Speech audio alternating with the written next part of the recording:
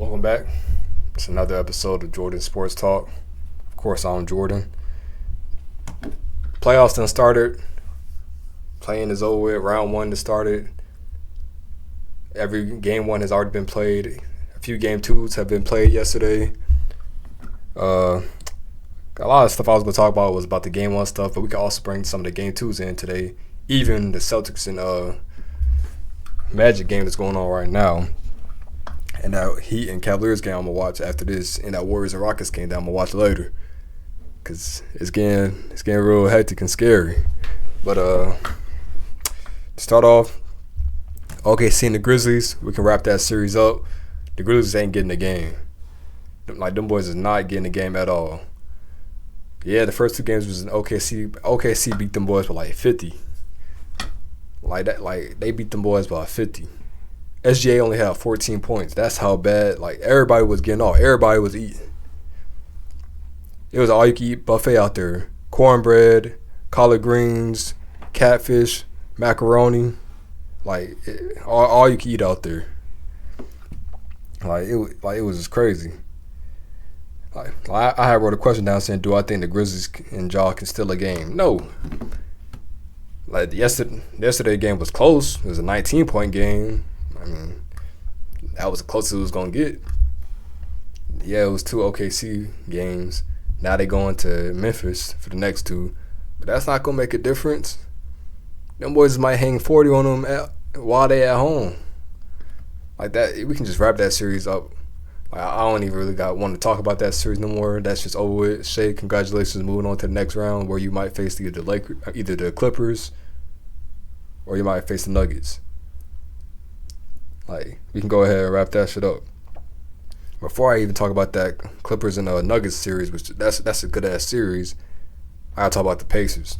Another series that we can go ahead and wrap up. The Bucks couldn't take game two. I'm over here thinking, oh, Dame hurt, we're gonna wait till he come back. He gonna come back, he gonna hoop. Dame come back, he don't hoop. First I had a parlay on him to get 19 points. He got 14. But not even on that parlay shit. But Giannis put up, I think, 36 or 34, something like that. They were hanging in there, but the Pacers just a better team. Maybe the Bucks can snatch one game. Maybe at home they might be able to snatch one game, but I think it's another clean sweep. I think that's another series that we can wrap up and call it a sweep. We can go ahead and wrap their series up too.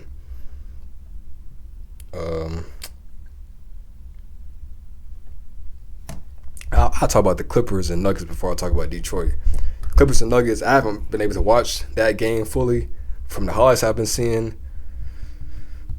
that might be a game 6, game 7 type series going either way. I'm not going to lie. Kawhi was hooping. That boy Kawhi was hooping. I think he had a 30-something game the other day. Mid-ranges, dunking, getting into his spots, all around everywhere. It was still a close game, though, which is the crazy thing. I'm saying this like he was getting off, having his way, and they won by a lot, but it was actually a close game. Everybody was hooping, but it wasn't like it was just one-sided. Game one, that was a close game that the Nuggets only got through, an OT. They having some close-ass, hard battling games, defensive games, too. I seen a video earlier how the Clippers are playing Jokic.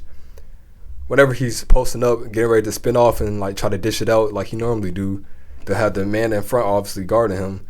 Then the side he's about to spin to, they have someone crashing down. Then they have someone crashing down on the other side. So if he wants to try to make a quick pass move, he won't have the option to. Or when he tries to spin, it's a steal. They are clamping, they coming down on that shit. And yet, obviously the game is still close because Jokic is just taking the points if you can't pass it out. So it's I don't know. That's a good ass series. I'm gonna catch that game. I think they play. I think they play tomorrow. I'm gonna try to catch it. But another good series is Detroit and New York. And that's another good ass series. Boy, game one. Asar Thompson, he was in a little bit of a bind. He fouled out. That game, that was crazy. But then it's like I don't know, bro. Like, I don't know. It'd be hard because, yeah, I don't. He doesn't have the offensive skill set. Well, at least he hasn't shown it yet as much as his brother. But I definitely feel like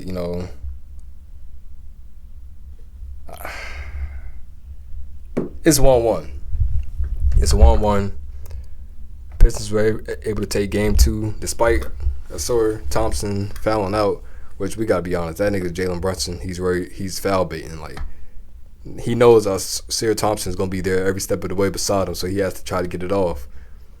And that's the thing about Detroit. They're an aggressive team playing aggressive defense, and you can see the Knicks is matching that. OG, he's clamping down on Cade Cunningham.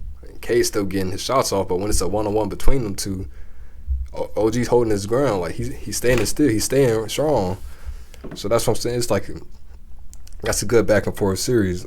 Like Detroit, they're doing their best to make it difficult for Jalen Brunson, which they obviously done the second game to make it a tied series. But like the physicality in this matchup is crazy on both ends. These games, they're close, gritty. Both got one person carrying the load with scoring. Jalen Brunson with the Knicks scoring 30 plus. Cade Cunningham dropping his buckets, and then the rest of the pieces hitting their stand-up threes that they got to hit, their spot-up threes.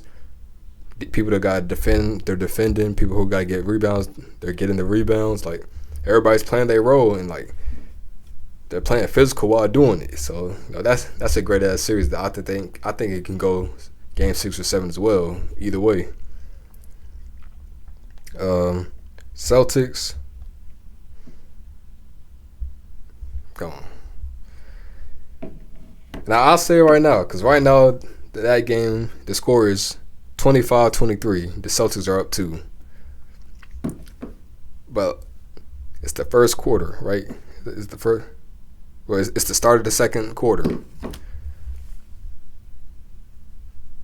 That score don't mean shit. The Magic have 2 scoring threats, Paolo and Franz. Paolo had, I think, 30-something game 1, and Franz had 22. The rest, they had someone on their team in the starting lineup that had 0 points. You can't have someone in your starting lineup dropping 0 points. But you got 2 people scoring 20-something plus consistently every night. And then you got so much inconsistency in your starting lineup with scoring. Like defensively, yeah, they're gonna match up. They're a great defensive team, one of the top defensive teams. But if they can't match up offensively in the playoffs, they're not gonna be able to do much, especially against the Celtics, who's a good defensive team as well, and shoots a lot of threes and hits a lot of threes. You're gonna have to keep up scoring with them, and if you can't do that, the series is over with. Like I said, right now the score is 26-23. Celtics are up. And all it takes is for the top 2 scorers to get tired to take a break, and then the Celtics go on a run. Or no offensive points is coming when the top 2 scorers aren't in, and the Celtics are still striking threes. Like, so I'll say if the Magic can't take this game 2, then they're getting swept. The series is over with. They might be able to sneak one in. Like I said, they might be able to sneak one in Orlando, but the series is over with. We can call that series 2. I want it to be interesting. Like if the Magic win today, and then they could take it back to Orlando and sneak another game. I want it to be interesting, but I don't see that happening for real. Like at least not for me.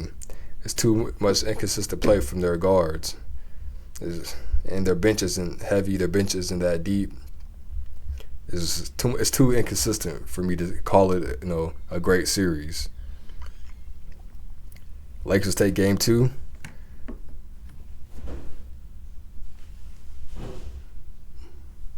LeBron and 5. Lakers and 5.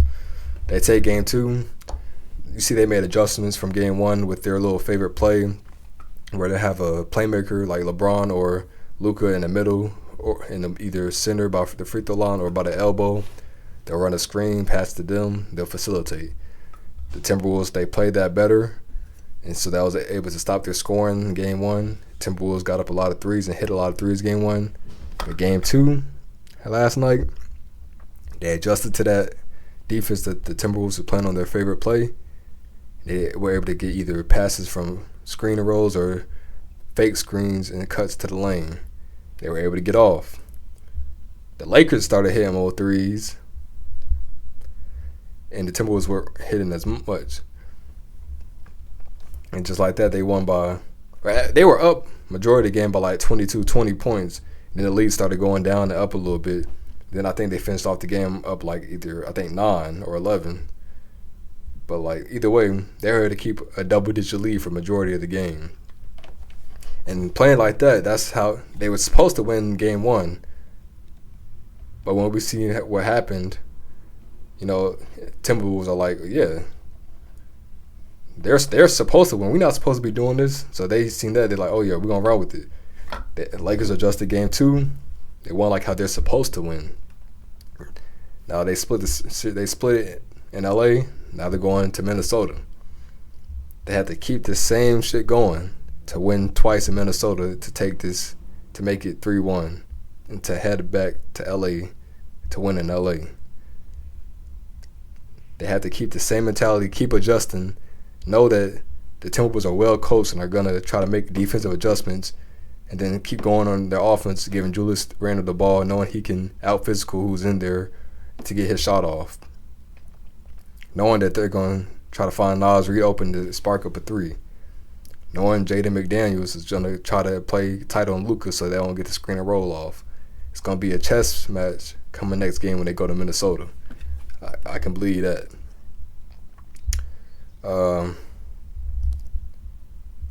Yeah, basically everything I just said about can the Lakers keep the paint physical for Julius Randle. Oh, another thing that would definitely shake the series up for the Lakers and Timberwolves is foul trouble.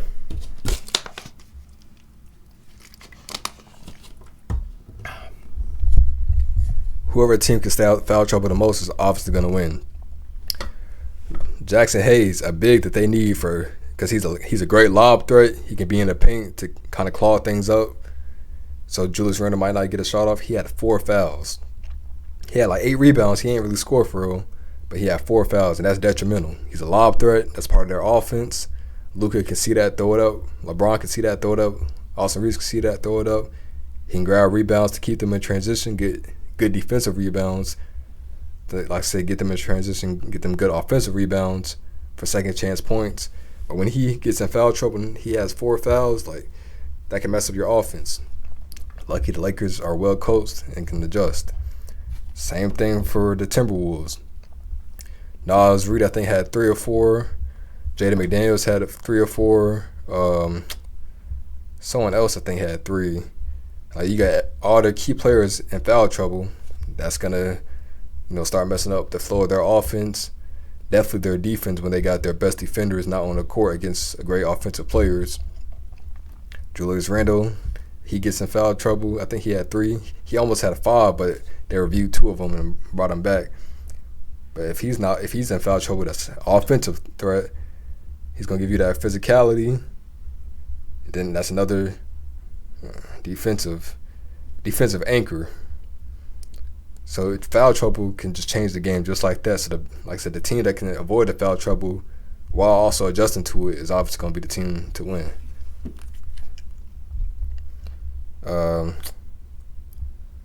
Yeah, then we got the Cavs game about to come on that I'm about to turn on once I finish with this.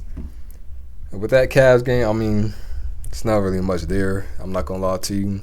The Cavs should sweep this, but for them looking to be like the number 1 team in the East, they're not winning convincingly. Yeah, they won. Yeah, they look good, but from the team like the Heat that just came from a play-in and that's competing, like it's not looking like they're winning as convincingly as they should. Because that's the only thing about that team. They're kind of small ball, So when they end up getting to that Celtics matchup or Detroit or a Knicks matchup where they're going to face against a little physicality, even then, I'm not going to say Knicks is small ball as well, but someone like Detroit, physicality and size, that might mess them up. Going against the Celtics, physicality, size, defender, that might mess them up. But I think early on, right now, they can just adjust to, playing the Heat.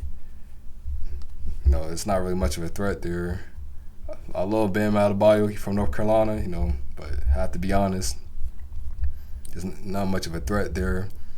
They're going to fight. They're going to be gritty. They're going to try to keep the series alive. I think they can possibly take 2 games. But I think if the Cavaliers play how they look on paper, if they play like that, then it honestly should be a sweep. But we're going to see because I'm about to turn that game on right now. But thanks y'all for watching. See y'all later.